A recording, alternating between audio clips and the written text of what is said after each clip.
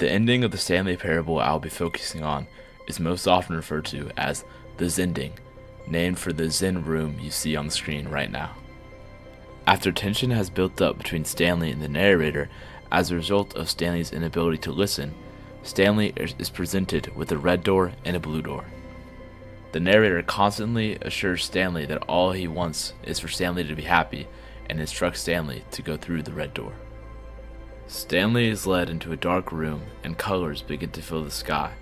The narrator continues to comment on how happy this place makes him and how it could stay like this forever. The door you originally entered through changes and now emits a bright light that calls to Stanley. This door leads to a room with a staircase with a ledge on the top. Stanley can continue to repeatedly jump off the stairs, becoming more and more injured with each fall until his death, at which point the game resets. I think this ending stuck with me more than any other ending in the Stanley parable due to the narrator's complicated relationship with the ending. He begs and begs Stanley to stay in the ambient room, but presents the player with no other option but to go to the staircase. Despite how much the narrator wants us to stay in the room, there's no reward or no incentive to stay there other than the narrator's happiness, and the only other option is for Stanley to kill himself. An interesting thing I noticed about this scene is you can clearly see the narrator going through the 5 stages of grief while Stanley climbs the staircase, almost comparing Stanley to like a pet or something that he cares deeply about. You can see the first stage, denial, when Stanley initially enters the stairwell. Please, no, Stanley, let me stay here. Don't take this from me.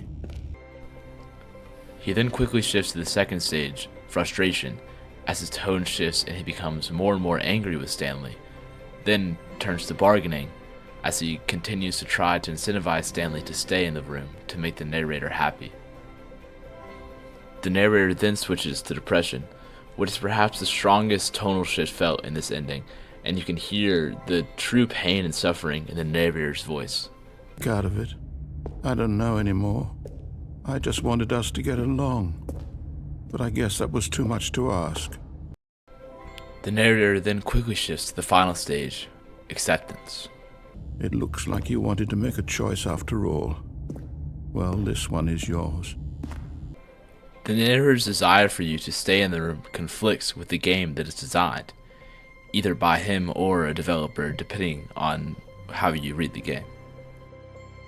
I think what drives the narrator to try and convince you so heavily and what makes Stanley's death so terrifying to him is the fact that the narrator and Stanley are practically one and the same. When Stanley dies, the narrator resets with him. Is it over? It's going to restart, isn't it? I'm going back. The Zending is different from other endings in Stanley Parable, as it is one of just a couple to include what seems like a true death. However, we see throughout Stanley Parable that Stanley's death has the same result as the game being reset. It ends with Stanley back in the office, which raises the question, does death even matter in Stanley Parable, or is being reset just another form of death? In some ways, death in Stanley Parable is similar to death in more traditional games. It marks a restart, like in GTA when you die, the mission restarts, or in Five Nights at Freddy's where death restarts you back to night 1.